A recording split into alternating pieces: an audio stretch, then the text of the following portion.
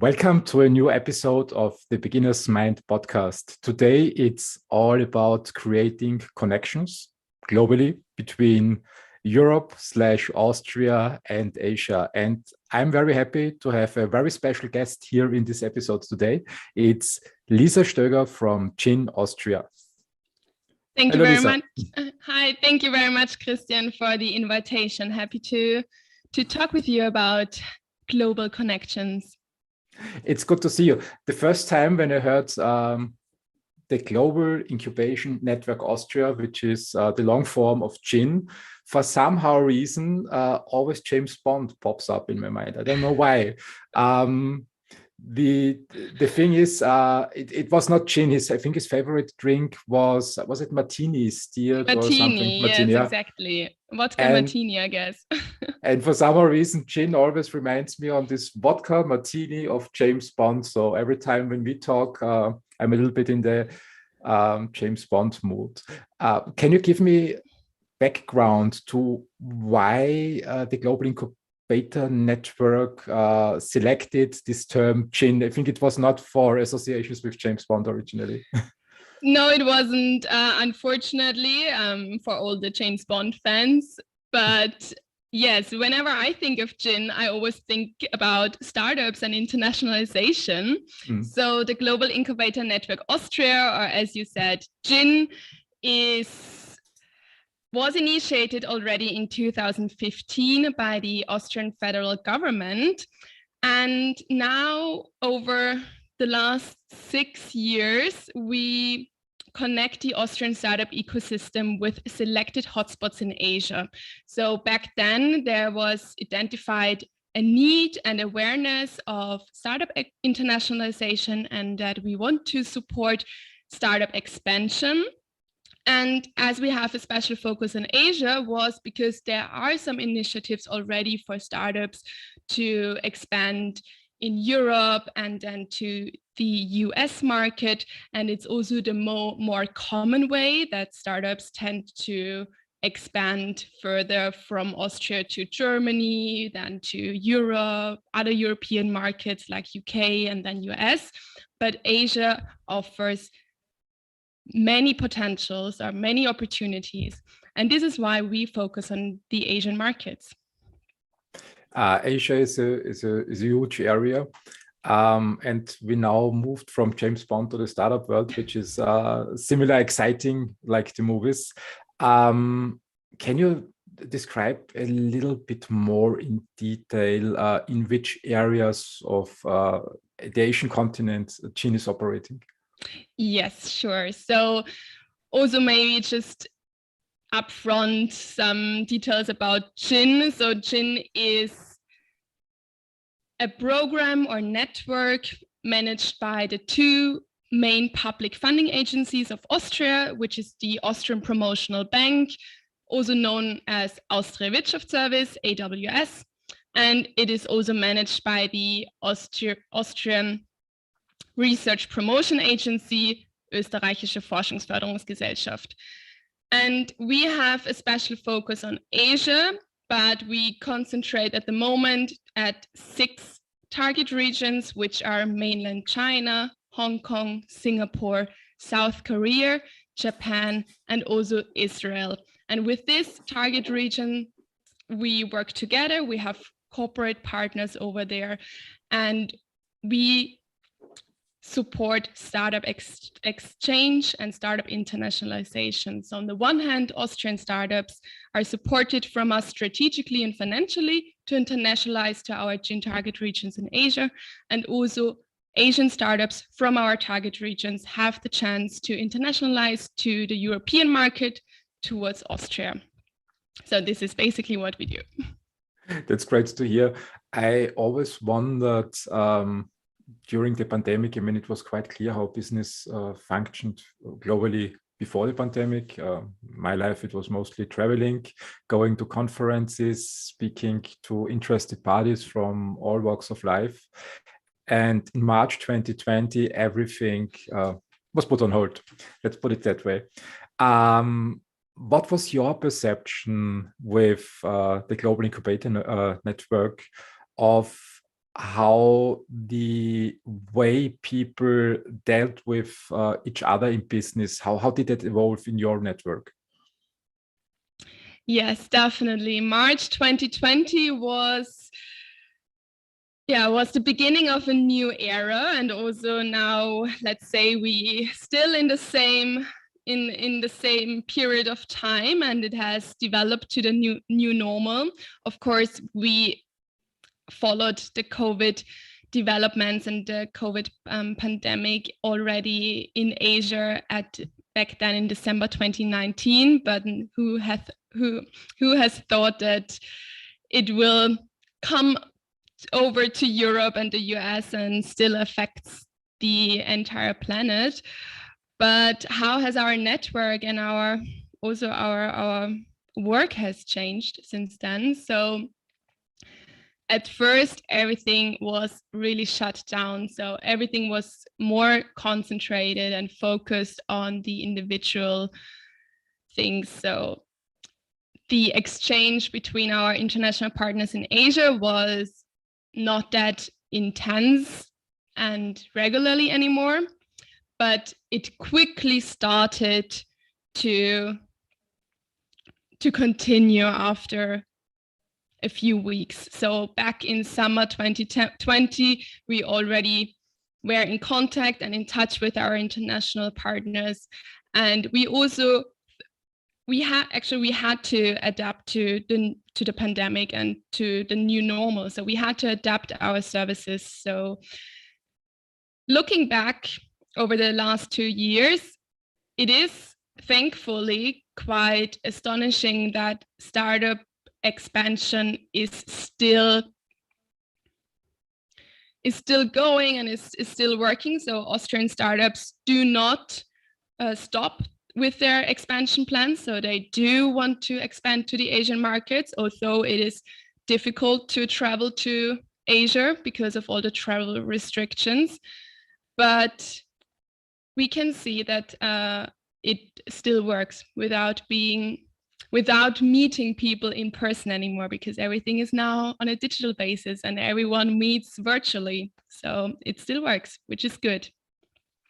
Yeah, I think there are some upsides of the development. One is the acceptance of digital means of communication like Zoom. I mean, we are having our conversation now also on Zoom, besides being in the same city. So it saves a whole lot of time. And I think it works very well for existing business relationships. So people who know each other for years, over years, learned that when they have their calls via Zoom, they don't need to move between places. So it saves, as a minimum, I would say 1 to 2 hours travel time. And as a maximum, when I think back much before March 2020, also went for lunches in London, which basically was one whole day gone. How did you perceive the development of business relations? I mean, what I always wondered was, is it possible via the digital world to create new connections, new business connections right from the start without ever meeting in real life? How did you see that with Jin? With Jin, maybe we can also talk about this later on. So of course, the Asian markets, there are some cultural differences and also cultural business differences against the European market. So there are some aspects where even virtual meetings or digital meetings and creating new contacts and establishing new business contacts just on a virtual basis is not always as fruitful as we think or as we hope. So, I think this is based on the cultural business differences, but we can talk about it a bit later. Why the digital world, or how we have adapted to the pandemic consequences, is that first of all, there is no other way than if you cannot travel, if you cannot enter a country, then of course you have to do it online via Zoom and other call tools, and you can be much more efficient. So this is what I have experienced the most, that things are things are done way faster and in a way more efficient way, because you just set up a short call. You can call at any time. You don't have to travel. The meetings do have a purpose and make sense. So all the meetings that are not necessary have vanished and are now just email conversations or just other written communication. So you really want to make the most out of the meetings. So people concentrate on what is the purpose, what is the goal, what is the aim of the meeting, how do we want to work on in a partnership, in a business partnership. So this is definitely one of the positive aspects I've experienced. Yeah, this is a key point. I read an article yesterday, which is attributed to Elon Musk. His 7 rules of having meetings. And the first point was always have an agenda, always have a purpose in the meeting, and don't invite too many people to the meeting. And this is exactly what you said. I think if this is probably one of the positive outcomes of the pandemic.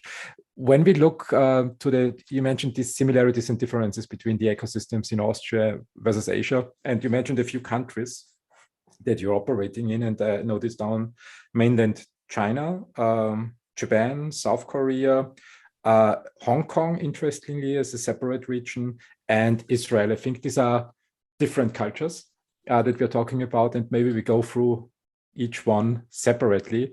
And let's start with Israel.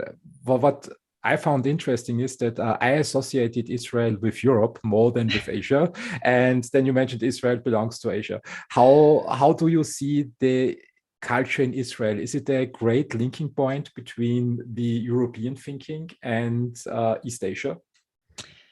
Yes, let's start with the closest region, which is, yes, exactly, Israel. And I totally understand Israel is, or maybe we can describe Israel as Euro-Asian market. Israel has, of course, a very interesting and also maybe sometimes not a very easy cultural background. So first of all, you have in Israel kind of like 2 words, the very historic, traditional Israeli ecosystem, and then the more modern international ecosystem. Israel as market is similar to the Austrian market, which is rather small, to be fair. But Israel is a great entry point to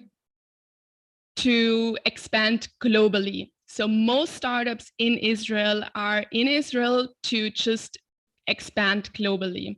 So all Israeli startups know that Israel is too small to be active and to do business.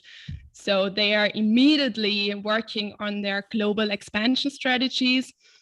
And of course, there's always one most important startup hub, and in Israel it's Tel Aviv. And Tel Aviv has an enormous high number of startups and also a very high number of venture capital firms. So the VCs, there are so many VCs and there is a lot of risk capital invested into Israeli startups because they definitely have the drive and the strategy to go immediately or as soon as possible global. So this is something which is quite interesting to follow in Israel.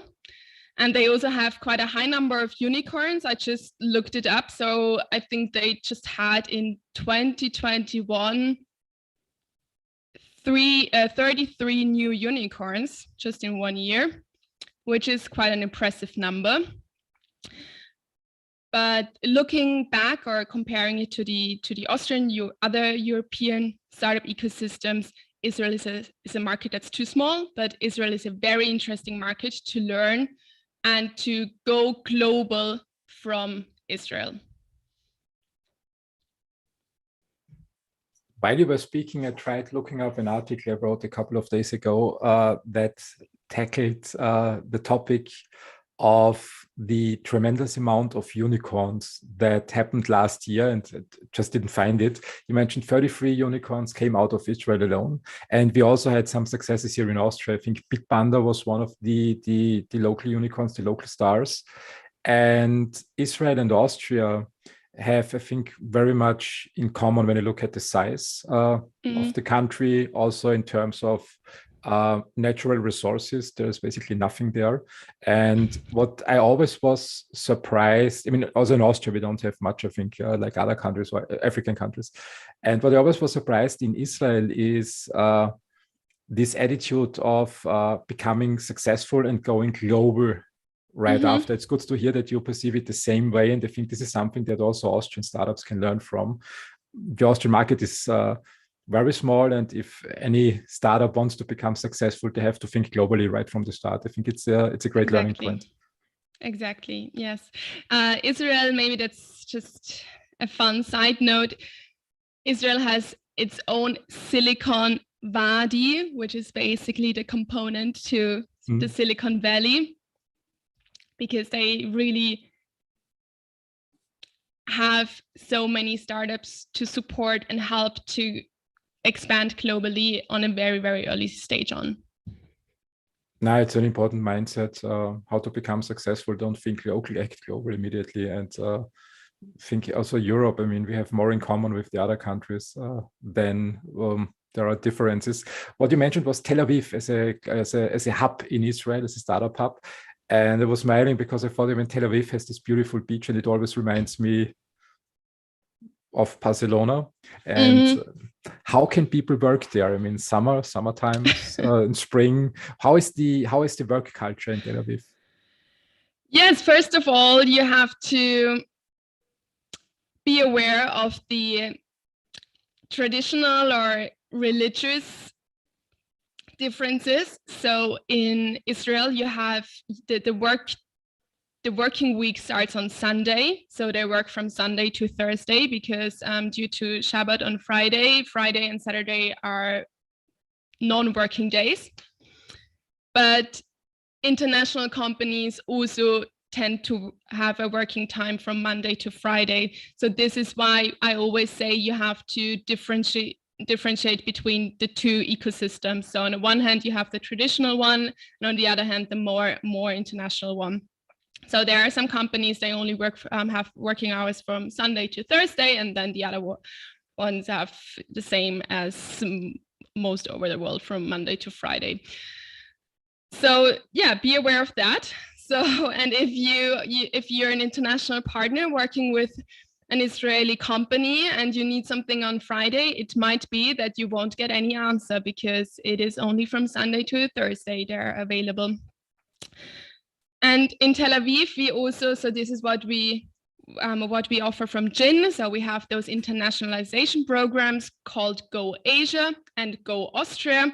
Go Asia is for all Austrian startups that want to internationalize to Asia, and Go Austria is for all Asian startups and Israeli startups that want to expand to Austria. So Go Tel Aviv is our program in Israel. And with Go Tel Aviv, we bring very early stage startups from Austria to Tel Aviv because we think that Tel Aviv has is such an interesting innovation hub where international talent is shaped, that people are prepared what it really needs, what a good mindset is necessary to bring your startup, to make your startup successful on an international level. The mindset is an important part. You mentioned Silicon Valley and if I got it right, Silicon Body exactly. In Tel Aviv. And a friend of mine who was in a podcast a couple of months ago also got the question, what's the uniqueness in the Silicon Valley mindset? And his answer was that whenever he talked with entrepreneurs in Silicon Valley, the first questions they ask is who's gonna paying for that product or service. So they immediately think in terms of customer. And he said, when he talks with European entrepreneurs, one of the first questions they raise is, how does this comply to the GDPR rules? So this was his explanation to show the differences between the mindset. What's your opinion on the Silicon Valley or Silicon Valley mindset? How does it function? How does the Silicon Valley mindset function? I guess, of course, they are very ambitious. Otherwise, they wouldn't call, Israel wouldn't have a Silicon Valley, or would name themselves to have a Silicon Valley. So they are definitely very ambitious. As I said, with the high number of VCs, there is a lot of risk capital that is available to invest into startups, and also into startups at a very early stage on. So there is a lot of trust and ambition and just motivation to boost innovation and to trust into startups in general, which is in their mind needed to be successful and to be known on the international markets, also in comparison to others. And I also think that their mindset is actually, even though there's such a small market as Austria is, they want to compete with the big markets. They don't see themselves as too small, and they don't see them that they aren't able to compete in the highest ranks.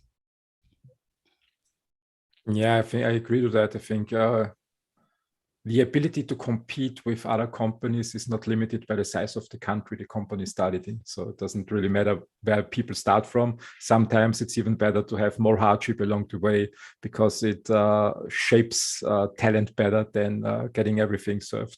You mentioned the amount of venture capital that is available, and I found my article. I mean, last year globally, venture funding reached a record high of over $600 billion investment in companies in just 1 year. And Andreessen Horowitz raised lately $9 billion for their funds. And when I started in Europe in the life science startup ecosystem, it was in 2006. I mean, there was nothing close to that number. And I think in 2012 in Europe, for all life science investments, the number was 8 billion. How do you perceive the availability of venture capital in 2022 as the Global Incubator Network? I think also 2021 was in Austria definitely a very extraordinary year in terms of venture capital and startup fundraising and investment rounds. So we are also coming and know what we have to do as startup ecosystem. What we don't have, what we shouldn't forget is that in Austria we do have a lot of potential in pre-seed and seed financing. So we have very, very good public funding initiatives for pre-seed and seed financing. So just for instance, as the Austrian Promotional Bank has very good services for pre-seed and seed financing for startups. But I wish for Austria that we don't stop in startup support, so that we also concentrate on that we have to focus and support startups also in their later stages, because sometimes it is not that easy for a startup to overcome or to go further after seed financing, and maybe we can focus on this a bit more. I couldn't agree more. Austria is a great place. I mean, just talking about life science, Austria is a great place to start life science companies. Public funds are available and very helpful. It always worked extremely well since 2006. The only thing that I'm still missing here in Austria are later stage funds, got a Series A fund, Series B fund. So for clinical development, I think we still have only two funds that are linked to Austria, or three funds that are linked to Austria. It's Harrier Ventures, Walter Stockinger, then a Swellington partner, Regina Hoditz, and also Christoph Lengauer with Third Rock Ventures, although he operates out of the United States, has close ties to Austria. Do you see any movement here in Austria that more funds are started for later stage companies? I see that there are definitely negotiations going on, and also more thought. There is more thought and more,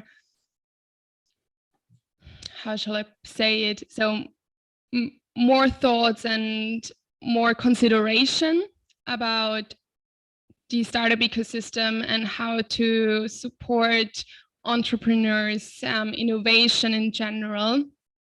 So I do believe there is much going on and there is much planned. So let's hope that they also there will be new initiatives arising from, and maybe other services coming from that. I hope so. Banks, insurance companies, pension funds, get going and invest your money. We have now tackled two ecosystems, so the Austrian one and the Israeli ecosystem. Now to something completely different. The Asian ecosystem, so the real Asian ecosystem like China, Japan, and South Korea, or Hong Kong. The story in life science I was explaining to scientific founders was start in Austria, make the first steps, get your proof of principle or proof of concept in preclinical development, and then you have to find funds elsewhere, not in Austria, but maybe in Europe. And if you want to scale really big and want to build a pipeline, go to the United States. So this was basically the straightforward storytelling. China made a really interesting development over the last 2 decades. And since 2015, I saw a lot going on. Every time when I travel to China, to the Shanghai, Beijing, Hong Kong area, every city looked different. They built at hyperspeed buildings that I, as a European, could hardly imagine is possible. And I think also the startup ecosystem evolved and the venture capital systems evolved. Can you explain a little bit more what's going on in China and Hong Kong? Yes.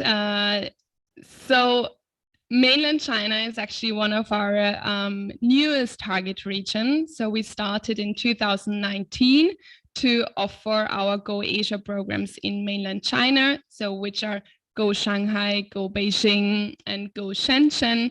So these are the 3 cities we are working with. And then we have a separate Go Hong Kong. And as you said, yes, Hong Kong has a very special situation, as it has this one country, 2 system regulation, and is definitely the gateway to mainland China. And as you said, China has it has changed a lot within the last 20, 30 years. I just want to give one example. So for instance, in Shenzhen, which was back in the 80s, it was a small fisherman's village. And now it is responsible for 80% of all hardware. So 80% of all hardware in the entire world is produced in and manufactured in Shenzhen. And this within 40 years.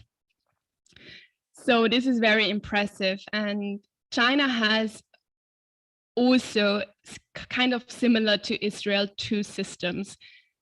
As it is a huge market, they have the Chinese ecosystem and the international ecosystem, which also means for startups, especially for Chinese startups have on the one hand opportunities in the Chinese ecosystem. So they have the opportunities to raise and get Chinese capital. And on the other hand, they have also the opportunities for international capital and international opportunities in the international ecosystem. So we also have to split China into 2 ecosystems. And as we work with Shanghai and Beijing, primarily in mainland China, Shanghai is the biggest harbor in the world. So there it is. We want, or what do we aim for? We want to show startups that even though China might have a very difficult impression just because of the language is different, the alphabet is a different one, but we want to take the fear that even from Europe, you are able to be successful in China. And what is in general very important to know, in Asia, especially in mainland China, Austria is known, especially the brand Made in Austria. Made in Austria is very well known for good, high quality, and also good and very, very good services. So employees from Austria are very well known for being taught and trained very well.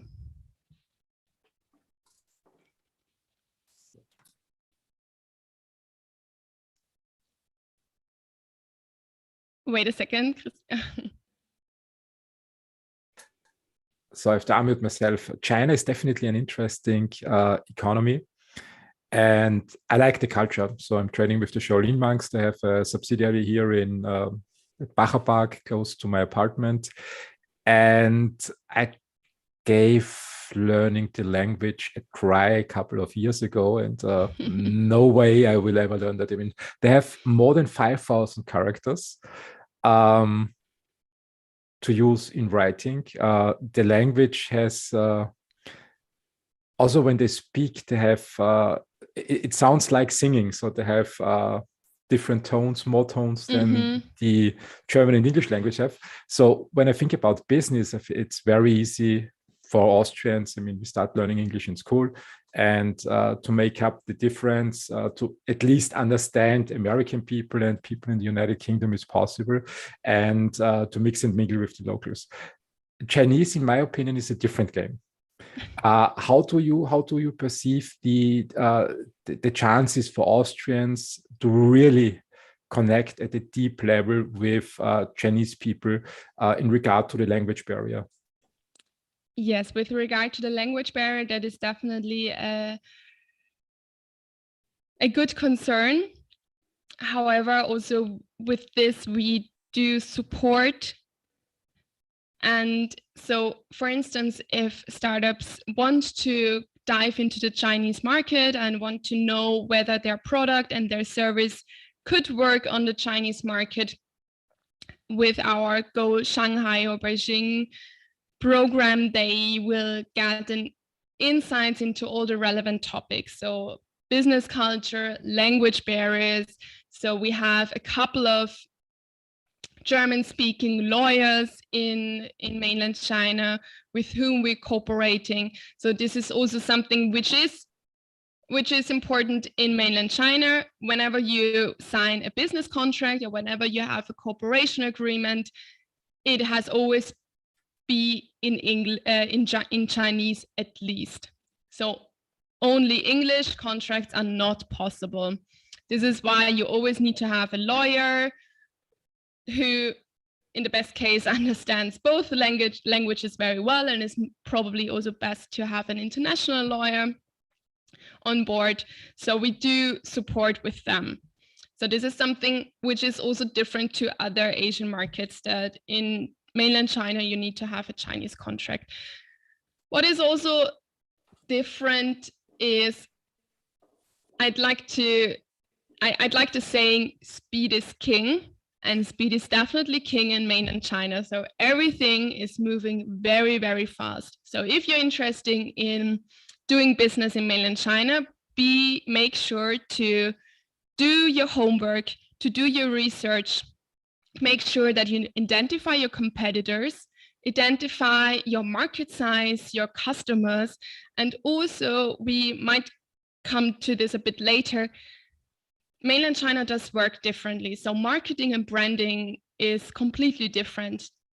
than in Austria, Europe, or even the US. So for just to give a very simple example, Facebook doesn't work in mainland China. So yes. Is that really a problem? No, it's not really a problem, but just in terms of social media, for instance, you have completely different platforms, and especially as marketing is now working pretty much on social media, or also much on social media channels. So this is something you just have to be aware of.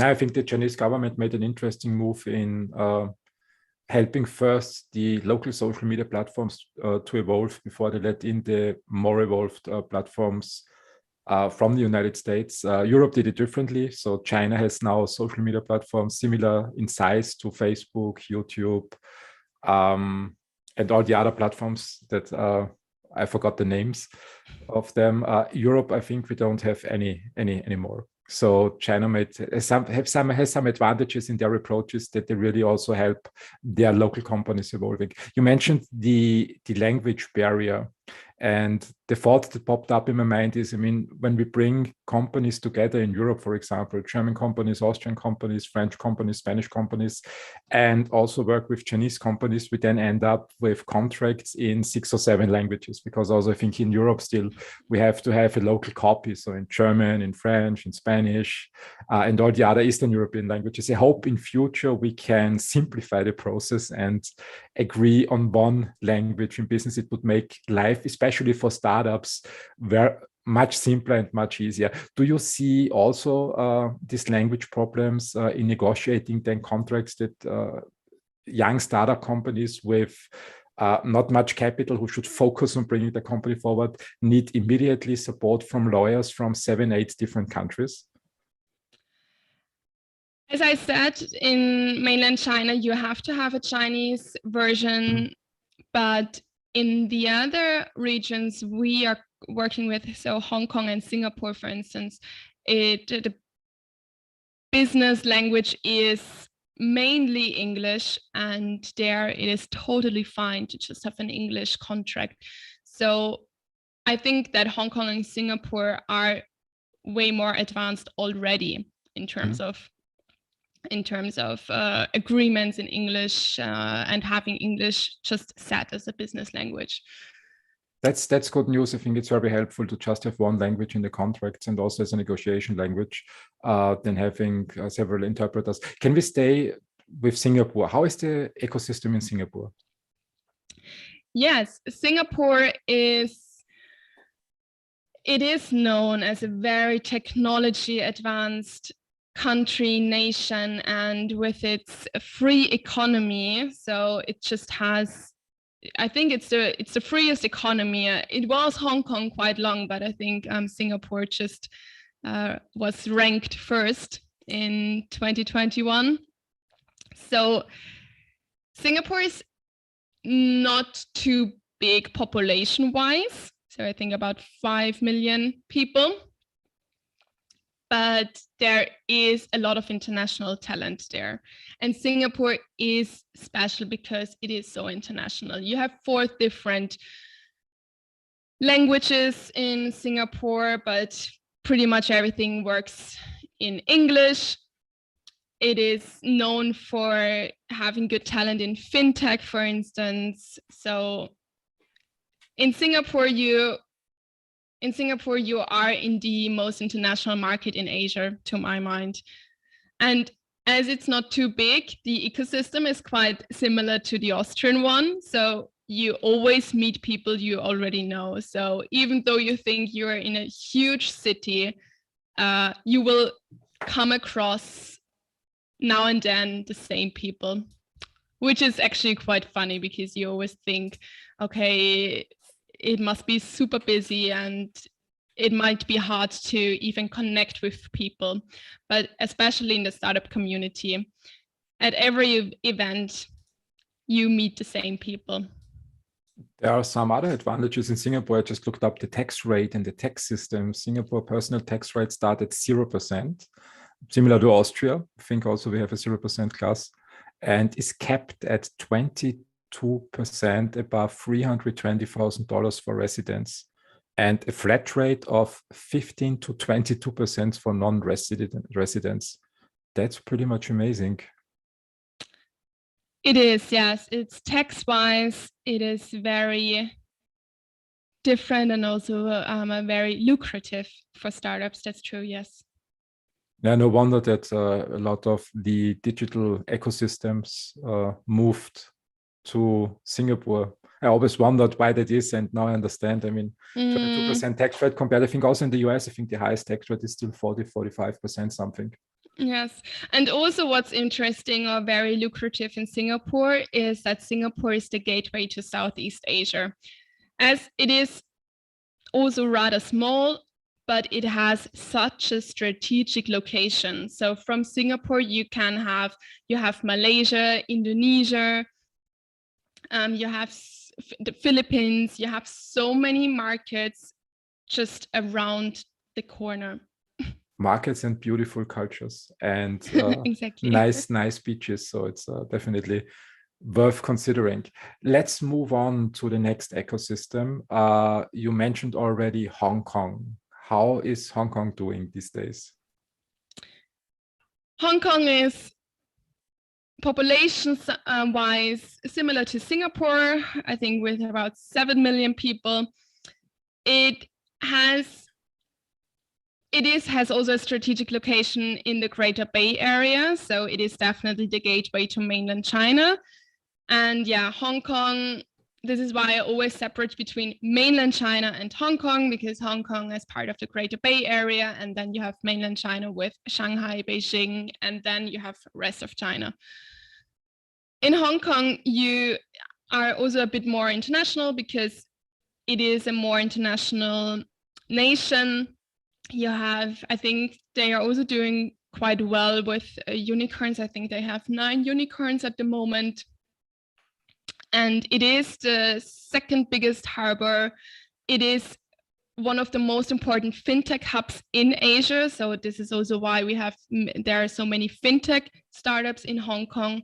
We also offered a fintech startup program, Go Hong Kong and Singapore, back in 2020, because we thought it might be interesting to have just fintech startups and showing them both ecosystems, as the fintech industry is growing over there and is very interesting.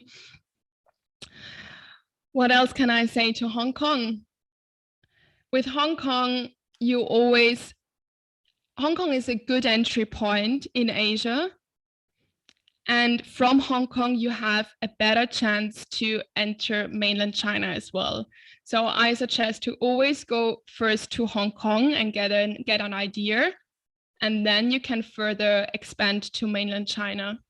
I think it's the easier way.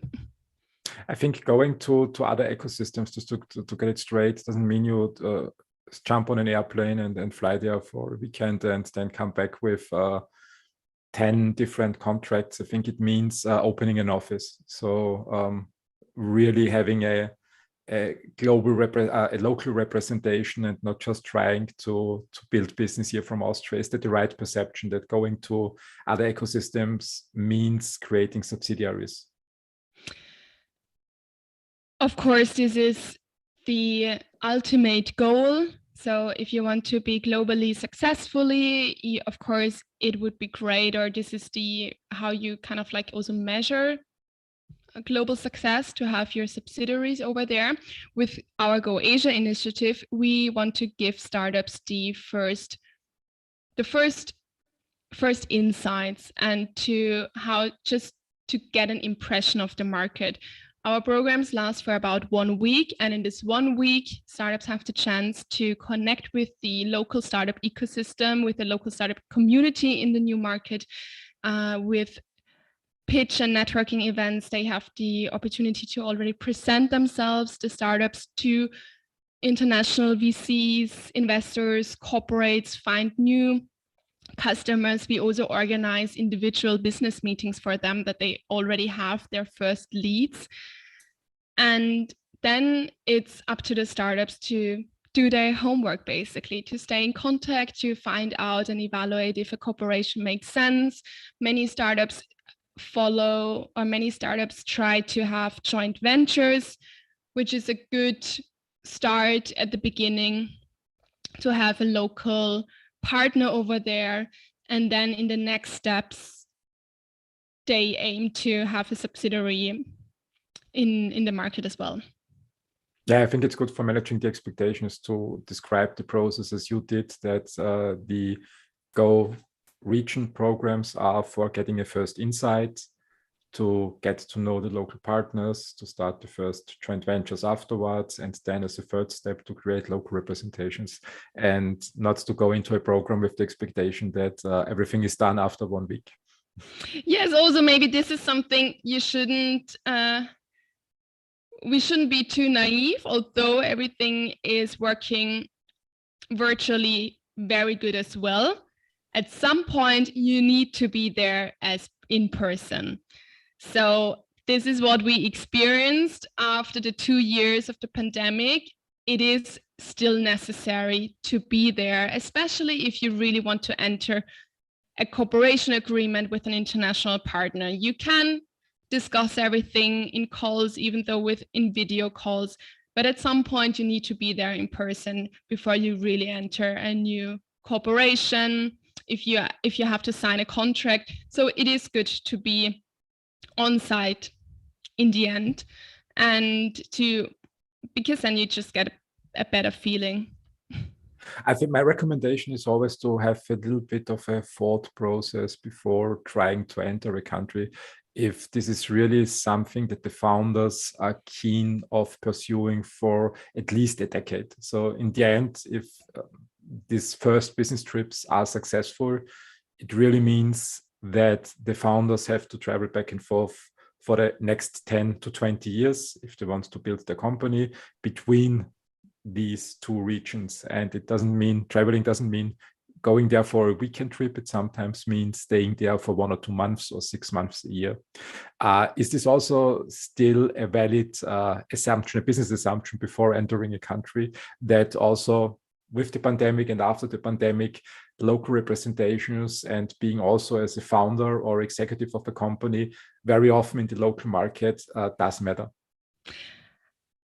I think you can do a lot already in advance. So if you have done your research very thoroughly, then the most important part is done. So really identify your competitors if your solution is on the new market as well already. Does your solution works the same way? Do you need to have adapted because the customers are different? So your target group act differently, can be true, or can be very likely be, let's put it this way. And if you have done everything of that, then make sure that you have enough time and also resources to focus on your expansion plan. So you cannot, because once you're in the new market and you have connected with new people and new partners, you have to focus on them also further on, and you have to continue to be in contact with them, because only new corporations will come to a positive result and solution if you're focusing on that. So don't have the impression of you join one of our Go Asia programs and you be there and you are interested in entering this new market, then, and you have made your contacts, then you have to stay in contact with your new connections. This is something, this is one of my advice to everyone who wants to expand to a new market. I couldn't agree more. It reminds me of my first job after graduating in merger acquisition.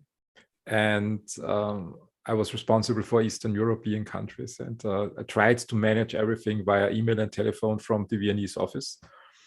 And my boss back then, every time she checked into my office and asked, what are you doing in the office? I say, yeah, everything is running fine.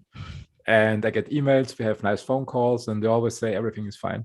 And she grinned and said, yeah, good luck with that. And after a week, I understood what she meant.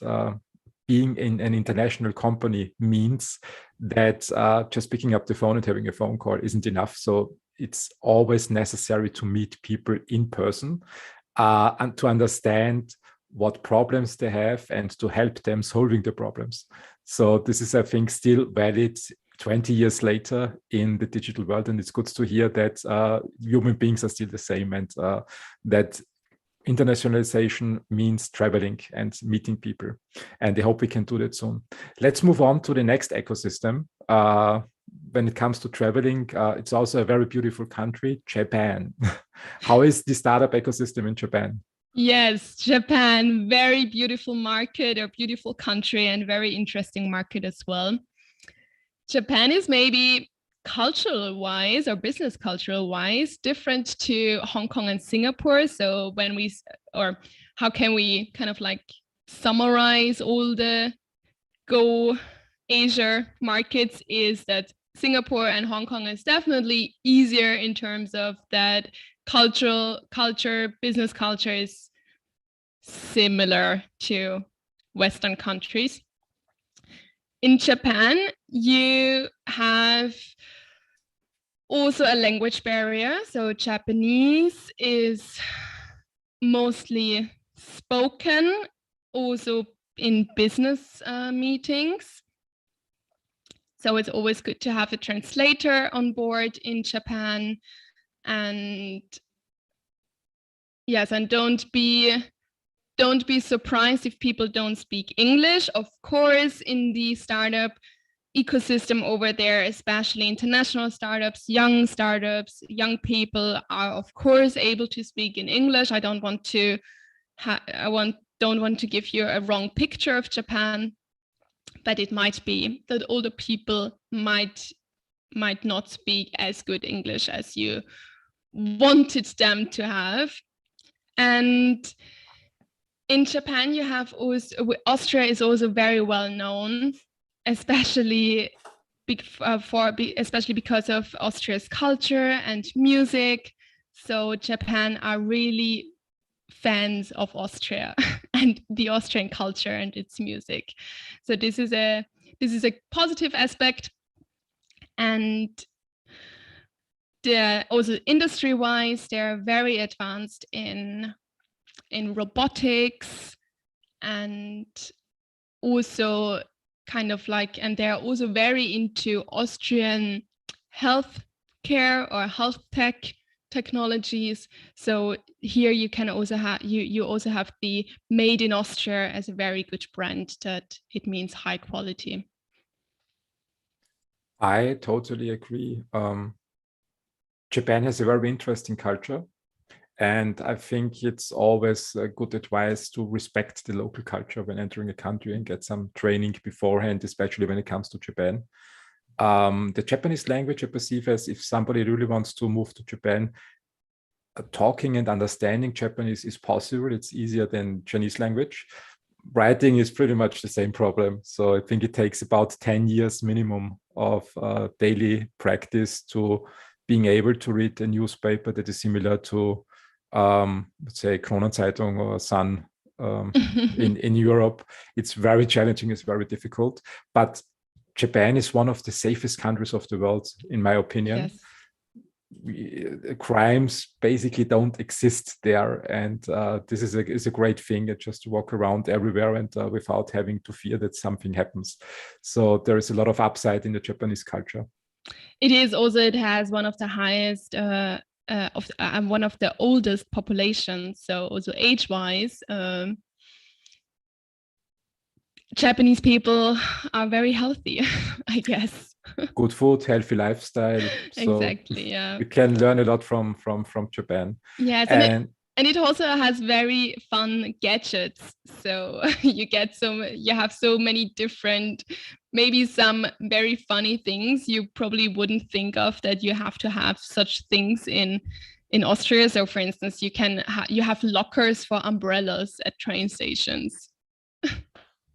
Yeah, but not only in Japan, I think also in Shanghai, also in Hong Kong. Every time when I traveled to this region in Asia, it felt like a trip to the future.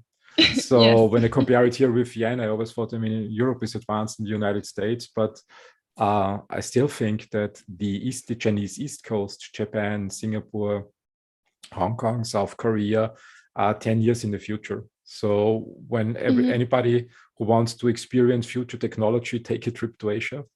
And this brings us to, I think it's the last country that you mentioned at the beginning on the list. It's South Korea. And South Korea is also amazing. I was not very often there, but the first time I traveled to South Korea, when we had the bus ride from the airport to the city center, I asked the question, okay, where does the city end and the countryside begin? And people said, well, basically South Korea is one big city. It's 50 million people, I think, living on the same area than Austria has. In Austria, we have 9 million people. How do you perceive South Korea? Yes, that's a good description that South Korea is one big city. Yes, from Seoul, even capital city Seoul definitely is the place to be if you want to enter the Korean market. And yes, you can be in different cities very quickly. So it is just a 3 hours drive and you're already at the border of the other already in the border of the country. So Seoul is very innovative and interesting. It has, similar to mainland China, for instance, also its own social media apps. So for instance, they don't use Google Maps, they use Line instead. And they also have Kakao app, which is a communication tool like WhatsApp. And also you can order everything. So online shopping is done on Kakao. And the same is for Line, which is the Korean Google Maps. So they have different apps, for instance. Of course, the language, they also have there's a language barrier. It is in business meetings, it might be that people are speaking Korean all the time. And what is interesting, what I haven't mentioned yet, in Korea, for instance, it is also important to trust your business partners and that you are very respectful. So in terms of international business meetings, Koreans are very, very polite, a bit reserved, because they always want to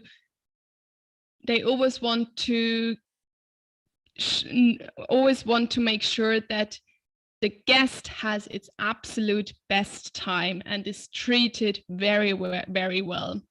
So you have to adapt to this business culture, that you let them open the door for you. You have to let them giving you presents, and you always agree with everything and be thankful for everything. And this is how you show them also the respect. And also in terms of like how you hand over business cards, it's not only in Korean the way, but you always give business cards with 2 hands. Never exchange business cards only with 1 hand, and always read the business card thoroughly and take your time. So this is something in Asia in general is different. I think this is something everybody in the world can learn from Asian countries, being respectful with business partners and people in general. It helps also in other regions of the world. And the countries that you mentioned, Japan and South Korea, and also the Chinese East Coast, stand out in treating people very respectfully. Exactly, yes. That's definitely one of the main differences in the business culture. Also, it is a C-level market, which means in business meetings, or if you're interested in expanding to a new market, make sure that it's either the CEO, the COO, or the chief of the sales department. So you cannot just bring a marketing manager to the meeting, because also in the meetings in Asia, also especially in South Korea, there won't be sitting any sales manager there. It will be the CEO. So this is why it's also important. So it is a C-level market. This might be also an interesting aspect you need to know. And South Korea, in comparison to all the other markets we have discussed today, has a completely different COVID strategy. So we were able to travel to South Korea in 2021, just in November. So we were there with 6 startups already, because South Korea has the strategy similar to Europe, to adapt to the pandemic and to work life through with infection cases. And in comparison to mainland China, for instance, or Japan even, and Singapore and Hong Kong, they have very strict travel restrictions. So I'm curious how those restrictions will change in 2022. But for everyone who needs to be in South Korea for business purposes, it is possible to enter South Korea. Yeah, possible, but I think they still have a lot of restrictions, not restrictions, but a lot of things they do internally, which are highly advanced. I think one is the attitude of the South Korean population. So everybody who's feeling sick stays home. Mm-hmm. So sick means not high fever, it means sneezing or feeling like having a cold, which also in China and in Japan is the signal for everybody to just stay home and don't work, don't go out. And also what I saw in Seoul was that they measure body temperature quite frequently and quite often, like elevators, for example, that elevators don't open when the technology behind it perceives a guest as having high fever. So there are a lot of measures that help to prevent the spread of viruses. Is it still the same? It is still the same, exactly. So pretty much every time you enter a shop, a restaurant, whatever, a hotel, an office, your temperature is measured. That's true. And in general, I guess Asian people tend to be, I can't say Asian people from the Jin target regions, so from the Asian markets we discussed, people are following kind of like rules and are also aware of the society in general and the others. So as you said, if you feel sick, you stay at home or you wear a mask. I mean, at the moment in South Korea, you wear your mask all the time. But even before the pandemic, people wore their mask already if they just had a cold in winter, to be polite and respectful towards the others. So this is something in general I really appreciate from their business cultures, that business meetings are very respectful. You have to show them respect as well. And if you do, there is commitment and there is trust and there is also support, and they want to have, and then they are also aiming to, or they aim to continue the cooperation and to continue the collaboration. And they will also be eager that there are fruitful results. Yeah, this is, I think, the main point from this conversation. Anybody who is interested in dealing with Asian cultures and Asian people, learn about the culture, respect the culture, and then everything is fine. Everything works out fine. And of course, I think also Asian people understand that their cultures are usually very unique, and for Europeans, sometimes hard and difficult to understand, which is not a problem as long as travelers or business people from other countries show that they make at least an effort to learn how things work there, and then everything is open and it's great. One final question from my end. I think we have all regions that Gene is operating in discussed. and maybe one or the other listener in the audience is inspired to try setting up business with Asian countries. I think generating visions and big ideas and big plans and glorious future is nature of every entrepreneur. Where people sometimes struggle is the first proper step into a new direction. What's your advice to entrepreneurs, startup entrepreneurs who want to enter Asian markets? What is the best first step to get things going? The best first step is joining the Gin network. So this is exactly why Gin exists and why our services exist. We want to help at this first proper step. However, what can you do in advance?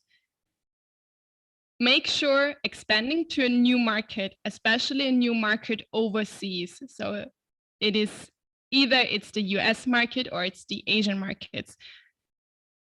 Expansion means time and requires a lot of resources, people's resources, time resources, and also sometimes financial resources. So you cannot expand to a new market quickly and just introduce and just involving and including them into your normal daily business. You really have to have the people and the time who are focusing on the expansion to the new market. And how we support you, we help you in the first steps that you find the direction where you need to go, which people or which connections you need to have. And we are helping with that. So if you have the resources and the time, come to the Gin network, benefit from our services, and then you receive the first contacts. You will learn the most important authorities and institutions you need to know, and you need to contact before you start your expansion. That's great advice. Lisa, is there any question open that you would like me to ask at the end that I've missed in the conversation? I think that maybe why Asia again? So I think the Asian markets have a lot of potential. So you don't have to, you should not underestimate the Asian markets, and you shouldn't be too afraid of the barriers. The most popular barrier, which is always mentioned by startups, is the language barrier, but you shouldn't be afraid of that, because we have, on the one hand, the support. There is on-site support through Austrian lawyers, Austrian consultants, and also, especially in the startup community, thankfully, everything is very international anyway. So don't be afraid, and always think globally from the first moment on. So don't start the traditional way from Austria to Germany, to the UK, to the US. Start thinking globally from the first moment on. That's great advice. Lisa, thank you very much for these insights into the Asian market and the pleasant conversation. I wish you and your team all the best for 2022. Thank you very much, Christian, for the invitation, and all the best for 2022 for you too. Have a great day. Bye.